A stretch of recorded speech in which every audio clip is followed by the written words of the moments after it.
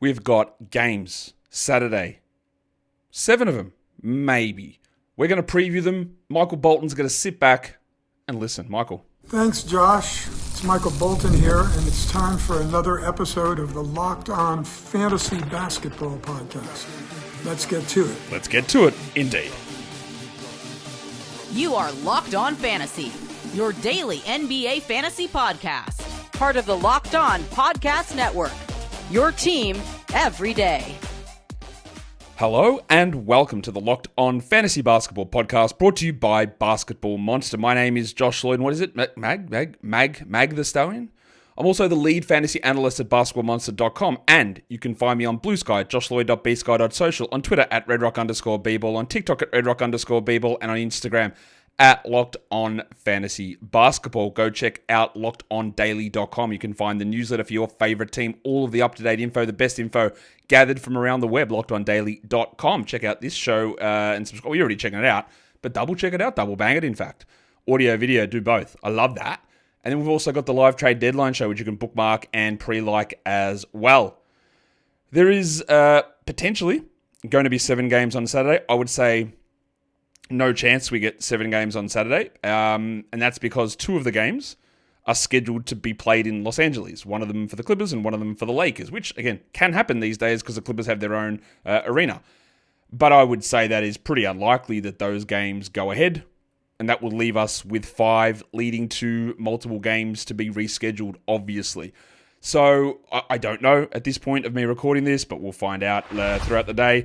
This is German Apples Day, so if you are residing in Germany and you're a big fan of apples, well, this is your day. Get your apple pies going, your strudel. That's a terrible German. Strudel. You haven't worked on it? Anyway, apples, Germans. I'm sure you love them. Let's talk games. What are we actually watching for across these games on Saturday? Early game as well. This first one is a 3 p.m. Eastern start. It is the Rockets taking on the Atlanta Hawks.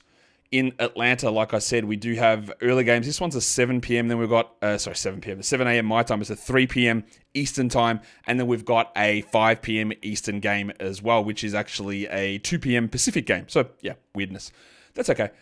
The first game is that Rockets and Hawks game. No teams, because there are no Friday, Saturday back-to-back, so no team comes into Saturday playing a back-to-back. This is a Schedule Plus position for the Rockets, and Saturday onwards, there are only 3 teams in Schedule Plus positions, and one of those teams may not be in a Schedule Plus position because it's the Clippers. So just be aware of that when you're looking at streaming and Schedule Plus scenarios. Houston's one of them.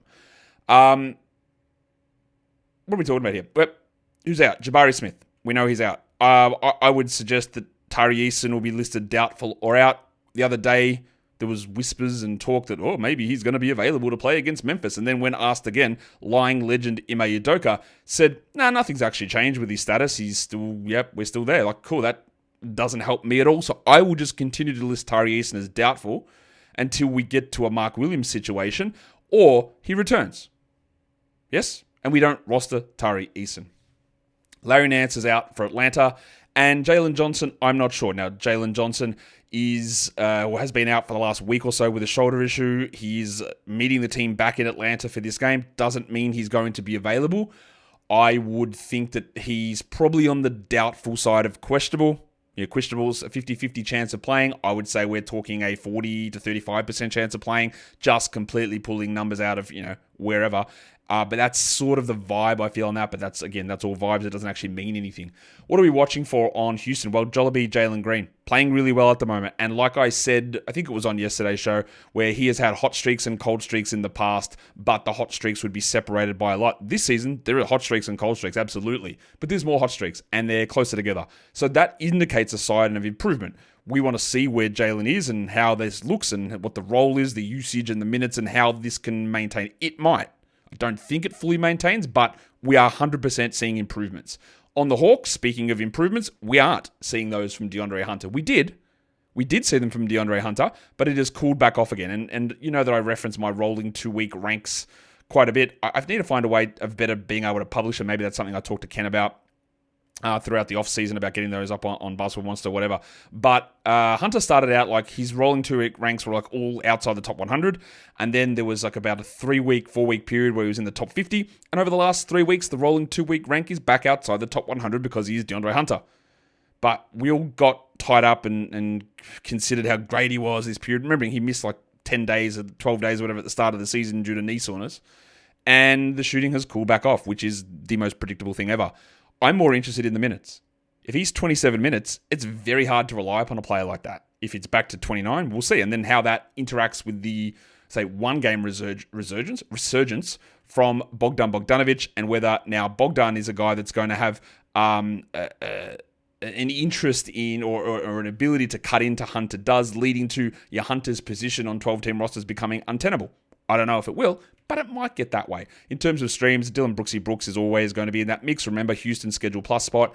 And for the Hawks, it's Zach Ricochet. And you shouldn't feel really good about Ricochet either as a stream because he remains bad. There are 3 teams that have a weekend back-to-back. 2 of them are playing each other. And this is one of the early games. It's this weird 2 p.m. Pacific game, 5 p.m. Eastern game between the Jazz and the Suns. So they play Saturday and they play Sunday. Phoenix are in a Schedule Plus spot. We know this. They're had a 5-game week, but they've got the Saturday-Sunday game, then they play Tuesday, Thursday, and Saturday as well. So they've got a nice little 3-game in 4-night period and 4-game in 6-night period coming up. Hence, they're in the Schedule Plus zone. Jordan Clarkson's going to be out for the Jazz. I don't know about this, but John Collins was out with a hip injury. He was out for personal reasons, and now he's back out with hip management. So I'm just going to say that they're lying with some of this stuff, not the personal stuff. I hope everything's all right for Johnny. But they are going to push all this stuff to the limit, and they have started already. So I'll just say that John Collins is doubtful. We are getting to the stage, and Collins, who I've got completely wrong this season, I think for good reason, but it doesn't really matter. I got it wrong. I think we are moving towards we can't trust this guy to be held on to, and we might need to drop. I'm not going to do it yet, but I think we're getting there. And the other one I don't think will play is Keontae George.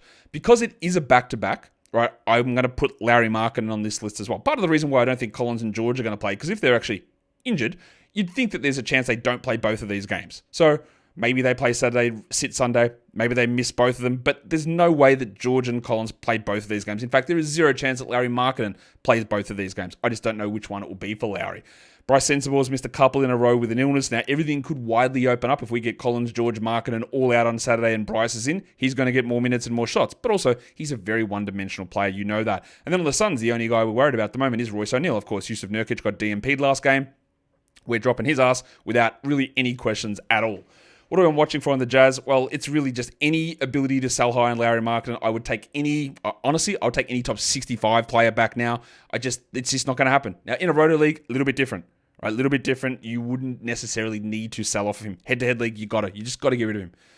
For the Suns, I want to see what they do with Grayson Allen because he played good minutes last game. Now, he shot 86% to get there, and that's an unlikely situation. It's not realistic at all. And when then Royce O'Neal returns, there's not going to be enough for Grayson Allen to do, but it's Schedule Plus. He's playing better than Ryan Dunn. He played more minutes than Ryan Dunn.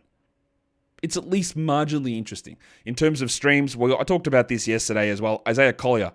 He might be dreadful in every category, but you might get 9 assists and 2 steals, every other category.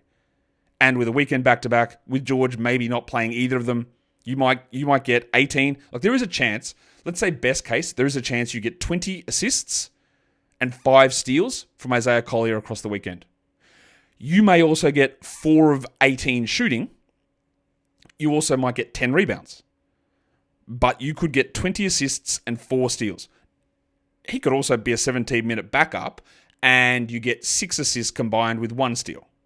But I would say the odds are you get at least 1 very good game, assist and steals-wise, from Isaiah Collier over the weekend. And then for the Suns, he's not very good. Don't get me wrong, Mason Plumlee is not very good, but he is the starter. Also, Iguodaro's marginally worth looking at as well, considering he got most minutes again. I think that's the second time since the lineup change that Iguodaro has logged the most center minutes. So I look at Plumlee there, and Iguodaro's a sort of somewhat option, I guess. Sort of somewhat. We'll come back. We'll talk about the rest of the games. But today's episode is brought to you by the big fellas, the legends over at TurboTax. Into it, TurboTax. Are you tired of that endless waiting, the wondering, or the worrying about your taxes? Well, don't worry about that. That is a thing of the past. That's what I worry about when I look at the word Intuit And with my Australian accent, I look at it and go, it's Intuit. It's clearly not. It's Intuit, but I would say Intuit. That's okay. Taxes don't need to be complicated or stressful, unlike the word Intuit. TurboTax is here to change the game by matching you with a TurboTax expert who can work on your return right away. Don't have to wait for answers. Don't have to wonder if you're missing out on deductions. Whether you've got one form or 20, TurboTax experts give your taxes their undivided attention, giving you real-time updates on their progress so that you can focus on what really matters. You don't have to lift a finger, but you get the peace of mind that knowing that your taxes are being handled by the pros. So if you're ready for stress-free taxes and to get the most money back, guaranteed, well, this is where you go. Head over to turbotax.com today and get matched with your expert who is ready to take your taxes off your plate so you can focus on your day. Only available with TurboTax Live full service, real-time updates only in the iOS mobile app. See guaranteed details at turbotax.com/guarantees. All right, we're talking about the things that are on my radar for Saturday. We're 2 games down. Let's go on to the third game of the day, which is a 7 p.m. Eastern start. We're going to Detroit, the Battle of the North. Pistons hosting the Raptors. Pistons are 6-point favorites here in this game. Both teams have 3 games next week as well. Injury report is relatively clean. Ochai Agbaji is dealing with a hip issue. He's doubtful to play. Tim Hardaway missed the last game, second half of back-to-back with back tightness. That's a lot of backs in one sentence. I think Hardaway will be okay to go here. On the Raptor side of things, I need to see what we're going to make out of the Quickly/Barrett role. Because one game Barrett was on top, the next game Quickly was on top, or vice versa. Quickly, he's had some shooting problems, absolutely, but I want to see usage and true usage and ball handling opportunities between those two. On the Pistons side, well, obviously we want to see the Asar Thompson minutes because he barely played last game. Will he ever get to 30 minutes? I actually don't think so. But is he a 17-minute player? Not rosterable. Is he a 26-minute player? Barely rosterable. Is he a 28 or is he a 23? Like, where does it fit? Because we don't really know at this stage. And that last game was with Tim Hardaway out. So I really want to see how they utilize Asar Thompson in this game. In terms of streams, these are the guys that you can just stream in to get threes and points. You know what they do. We have seen a big reduction in Toronto's use of Dick. He played 21 minutes in each of the last 2 games. Now, for some of you, getting 21 minutes of Dick action is a giant blessing. But for fantasy, that doesn't really work. But in terms of streaming, Dick can get a bump. He might get 3 threes. He might hit 4 threes. He might have an elevated extra couple of bonus minutes. But you do not need to roster him as an ongoing thing. But now he has moved, much like Mike Conley. I don't know what that noise was. I don't know if you heard it either. Like Mike Conley, from a guy that you rostered into a droppable player that now can just be added in when necessary. And Leaky Beasley still hasn't crossed the 40% threshold on Yahoo. Regardless of if he starts or not, you're going to get 20-point upside with 5-3 upside. You're going to get 2-point downside on 11% shooting. That is Leaky Beasley. That is how it works. And I don't think that's going to change anytime soon, to be honest. The next game, the Battle of the M teams, Memphis, Minnesota, in Minnesota. The Wolves are favored here in this game, I believe, by 1.5 points. GG is going to be out. Marcus Smart is out. Vince Williams is out. Rob Dillingham is out. I keep getting questions about, do I add GG Jackson? No. He's doing some work with the G League. He might be available to return in 2 to 3 weeks. That's cool. There's no way. He is not a good category league player at the moment, unless he's in a large usage role. And to get into a large usage role, you're going to need Jaren, Bane, Morant, 2 of those 3 guys at least to be out. And GG's been out for 6 months. No way. No way. It's not happening. We're not adding him. With the Grizzlies, Desmond Bane, very weird game last time. Now, I didn't mention this, and I should have, and someone correctly pointed out when I said Bane's production was down. I said, yeah, he got early foul trouble. He did. That is true. And Taylor Jenkins, when someone gets early foul trouble, Taylor Jenkins takes them out, and that is a thing that happens. But that doesn't change the fact that Desmond Bane took 0 shots in the first half. He needs to do that. It doesn't change the fact that Taylor Jenkins eliminated that 3 late in the game. He still was completely uninvolved despite the fact that he had the foul trouble. But I should have referenced that. That was my bad. But we do want to see this because Jaren Jackson is cooking, right? He is playing 33, 34 minutes a night. He is number 1 option plenty of times. And Bane has had some good games and some bad games. I sort of need to see a bit more consistency here. Naz Reid for the Wolves, I thought that there was a chance he was going to start to push to 28 minutes a night and they'd limit the Randall and Gobert a little bit more, but it hasn't happened. He's pushed back to 23, which his production's been really good, Reid, but 23 makes it a bit more iffy, so we just keep watching that.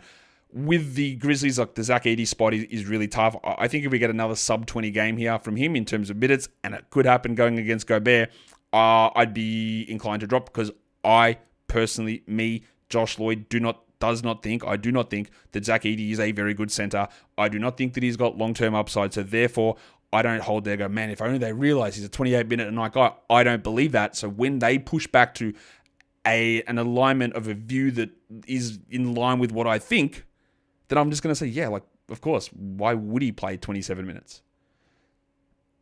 But you might think something different, and that's cool. So I want to see that Edey spot, but then that opens up minutes for Brandon Clark to be a streamer. Is it a great stream? No, it's not. But with the other players back, the Pippen stream is dead. The Laravia stream is reduced, and all that stuff is down, but Clark still has the ability to play like 21, 22 minutes. And on the Wolves, guess what? Jaden McDaniels, he's a stream. Old Dawson, there you go. Next game, Miami, Portland. We're going to have Joe Cronin and Pat Riley jelly wrestling at center court in this game to determine who has the best superstar trade demand package. The Heat are 4-point favorites in this game. Jimmy Butler is going to remain suspended. And the latest scuttlebutt, what a word, the latest scuttlebutt is that there is no trade likely, which I guess that's just an evergreen thing that I could say about any sort of trade. Yeah, probably not going to happen. There's no trade likely, and it seems likely that when Butler's suspension is over, again, this is unbelievable, that when Butler's suspension is over, he'll just rejoin the team and play. Okay, so what's he going to do? What's he going to do when he plays? Is he going to be a disruptive asshole to everybody? Maybe. And there is media is so weird. There are so many like weird narratives that get poked around about this. About, oh yeah, all of this stuff is about Riley calling out Butler after the playoffs because Riley told him to shut his mouth if he's not available to play. That's what started it all. No, it's not, because I told you about this. No, actually, you know what? I didn't. I told you I had information, but I couldn't say it. But I'd heard about this in January, 5 months before this happened. 4 months before it happened. I knew the fact that we're giving those what's this disrespect of Riley saying this. That is not what happened, because I knew about this in January. And the reason that it's happening is because Butler's like, I want this $110 million contract extension. The Heat say, no, we're not paying you at 36-year-old $55 million a year when you're really struggling to stay healthy. We're not giving you that extension now. Prove it, basically. And he said, absolutely not. I am so annoyed at you guys. I might be considering leaving. I might ask for a trade. That is what happened in January. That was what I was told in January. It's got nothing to do. Maybe that stuff accelerated, but that was nothing. That was not the accelerant. Also, when Jimmy comes in training camp, it's like, money, I don't care. I've got plenty of money. I just play for the love of the game. All that's water under the bridge. I love that. I love being coached and managed hard. It's fantastic. I'm here for business. Guess not then, yeah? Guess not. Contract to work itself out. Also, guess not. Anyway, he might be back. Not for this game, though. Kevin Love has been dealing with personal issues all season. Absolutely no idea. We hope everything's all right with Kevin. We know he's had health problems in the past. No idea whether he's going to play. Also, actually, I do. Even if he's available, he just won't play unless Spoelstra decides, yeah, here's a Kevin Love start for you guys. Matisse Thybulle is going to be out for Portland, and I don't know whether Jeremy Grant's going to be available. Has anybody seen Jeremy Grant? Because this must be a pretty bad facial contusion. He hasn't played since the 28th of December. Does anyone remember it actually happening? I say that not as a joke. Like, it might have happened. I don't remember. It's so long ago. I'm sitting here on the 11th of January recording this, and he hasn't played since the 28th of December with a facial contusion. I don't know what happened. I don't know how bad it is. Is he going to be available? Every time I look at him, I go, yeah, maybe he's back. But who knows? Rob Williams sat the last game, second half of a back-to-back, so I imagine he'll be available to play. I also imagine he won't. So what are we watching for? Why is Bam bad now? Honestly, we need to look at that. Because he played 30 minutes in the last game. That enabled a little bit more of Superman Khalil Ware. Still don't think we're rostering Khalil Ware in 12-team leagues. He needs 23 plus to me to get there, which means Bam needs 25 fewer. Or, 25 minus. That's a weird way of phrasing it. And you don't get that. But we want to see what is going on with Bam. We also want to see the DeAndre Ayton minutes. Now, I told you about this in the last show, where Ayton barely played, Klingon got more minutes and looked good. And I said, if you wanted to grab Donovan Klingon, do it. Because if you want to do it later on, you might not have the opportunity to do it. But I also said, I do not believe that this single game, where Ayton's minutes were pulled down and Klingon's were bumped up, is now the new norm. It's the changing of the guard. It's Ayton being a 20-minute-a-night player and Klingon doing more. It might be, but I fully do not believe that is the case. So we need to see. We need to watch to see what Coach of the Year Chauncey Billups decides to do. Jaime Jaquez is still available in 60% plus of leagues. It's going to be really interesting to see what happens if Butler is traded or if Butler returns and where Jaquez goes. Because as we know, Jaquez did nothing, even when Butler was out all the beginning of the season. And he is on a massive hot streak. I would try to sell if I could. If anyone wanted to give me a top 60 or 70 player, they probably don't. But if they do, if they fully believe in Jaquez, then I would take it immediately. There's like 2 or 3 games left of Butler suspension. On the Blazers side of things, Tamani Kamara, who people disagree with me a lot on Kamara. I think he's a stream level player. But if you are an adherent to straight 9-cat rankings, and someone left this comment here saying that I'm got a vendetta against a vendetta that's not the right word, a vendetta against Kamara because he's actually been the 66th ranked player in Yahoo rankings over the last month, which is that's my bat signal, that's my siren that goes off. Because if we're going to reference those rankings, you have a look at the guys that are around him. I believe he's ranked on those Yahoo rankings like 10 spots ahead of Giannis. I think, yeah. Is that what we're doing? They're the rankings we want to reference? Because you will never get success, I don't believe, playing fantasy if you're using those straight 9-cat rankings to determine the valuation of a player. And the names that are surrounding Kamara in that area or are below him are every single player you'd prefer over him, meaning those numbers have no relevance. If you look at season-long per-game numbers on Yahoo straight 9-cat rankings, Tari Eason's ranked ahead of Giannis by like 20 spots or 15 spots. It just doesn't tell you what you need to know. So that is why I believe that Kamara is not a must-roster player, is because I don't believe that this 66th ranking has any relevance to the actual production that he's providing. So I still think now you can absolutely hold Tamani through all of this, but I just think he's more of a stream-level guy than a must-roster player. We've got 2 more games to talk about, which honestly, I don't even know whether they're going to go ahead. I hope they do I hope they do because it's safe to do and because it is the right thing to do. But if it's also not the right thing to do, then don't play them. We'll get back to talk about them in a sec. But today's episode is brought to you by Rocket Money. Subscriptions. So many things need subscriptions. And it can be really hard to keep track of it all. You don't even know whether you subscribe. Did your partner subscribe to this? Did you subscribe with different email addresses? Have you subscribed to something and you forgot about it? Well, Rocket Money can search that stuff. It can find that stuff and it can cancel it to help you save money. Rocket Money is a personal finance app to help you find and cancel those unwanted subscriptions. It helps with your goals, your financial goal setting. It helps monitor your spending. It helps to put everything in one place. And in fact, Rocket Money has over 5 million users and they've saved a total of $500 million in cancelled subscriptions, saving members up to $740 a year when using all of the app's premium features. They've also got the goals feature on that app as well, so you can set your savings goals, be able to automatically set aside money for the future. So cancel your unwanted subscriptions and reach your financial goals faster with Rocket Money. Go to rocketmoney.com/lockedon today. That is rocketmoney.com/lockedon, rocketmoney.com/lockedon.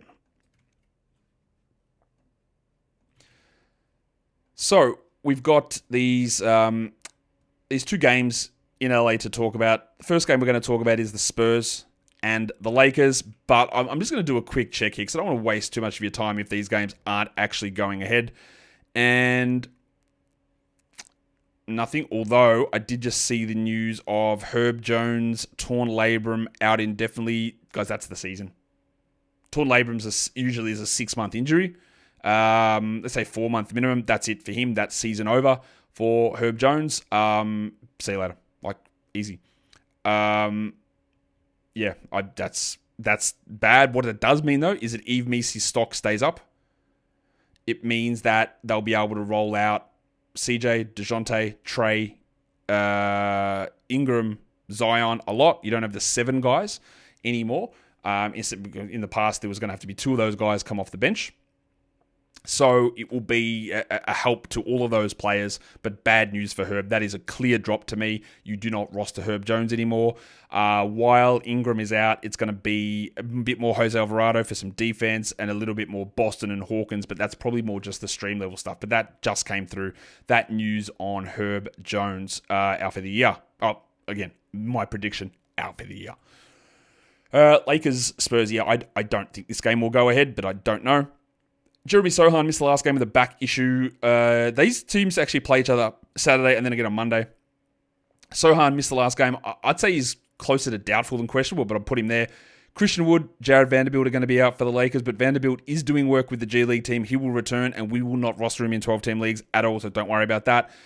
Cam Reddish with a back issue, I'll put him as questionable. And the last game for the Lakers, which did get postponed, had Reddish as questionable, had Anthony Davis as probable, had LeBron James as probable. So I'll just put those same statuses up for this game until we find out more. On the Spurs side of things, Julian Champagny, it's more about how they use him and Keldon Johnson and Steph Castle in replacement of Sohan, because otherwise we know we're not rostering these guys.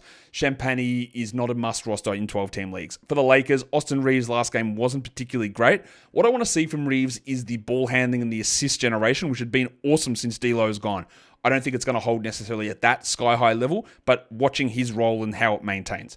In terms of stream guys, this is under the assumption that Sohan could be out, so Keldon Johnson is the Spurs guy to have a look at there. And then on the Lakers, Max Christie. Now, you can just hold Max Christie if you like, especially when you get to schedule plus positions, which this isn't. Christie is fine to have. He's not going to kill you. He's not going to be a huge boom, big boom sort of a player, but he's also not going to be a doom sort of a player. So Christie is there as a nice stream guy that is fine to hold, but you don't necessarily have to. The final game of the day is also in LA, and I wanted to just try something a little bit different here on this. Some of it is tongue-in-cheek because, I take the piss at times, but I thought it would be an interesting thing to do. But I want feedback. I want your guys' feedback because this does take a little bit of extra time to do.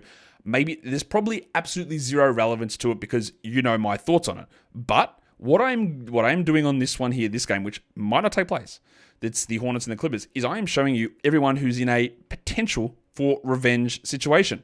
Realistically, it's just the players who have played for both teams or have been a part of both franchises.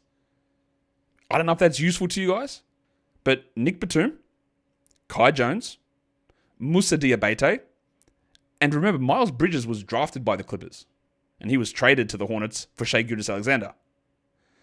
So, does that count as a revenge spot? Who knows what counts anymore? The revenge thing is, largely tongue-in-cheek, but Nick Batum, Kai Jones, Moussa Diabate, and Miles Bridges, I think it's somewhat interesting just to see the interplay and the way that franchises interact with each other. By the way, I think there's about 6 or 7 different combos in the NBA of teams that have never traded with each other, which is also interesting. But tell me what you think of that. I think, again, largely pointless, but I'm always trying to add something new and see if it takes or works or whatever. The Clippers are in a schedule plus spot if the games go ahead, which I'm not certain they will. The Hornets are one of the teams with a weekend back-to-back, which also might not be a back-to-back. Trey Mann's going to be out, and because it is a weekend back-to-back, I'm going to put Mark Williams, LaMelo Ball, Brandon Miller, and Cody Martin all on rest watch across one of these 2 games. Now, of course, they just might not play in the game on Saturday, and then they're available for Sunday. All good. Just be aware of that. I'm also expecting Kawhi, who's away from the team for personal reasons due to the fires. I expect that he doesn't play either. On the Clippers, last game we saw Nick Richards get more minutes than Mark Williams. I don't think that's an ongoing thing, but of course, we need to watch it. We need to see. And then for the Clippers, I want to watch Ivica Zubats and the free throws, because for some reason, he's just been horrendous. Like, absolutely horrendous at it. But we did see an improvement in the last game, and hopefully that's able to stick.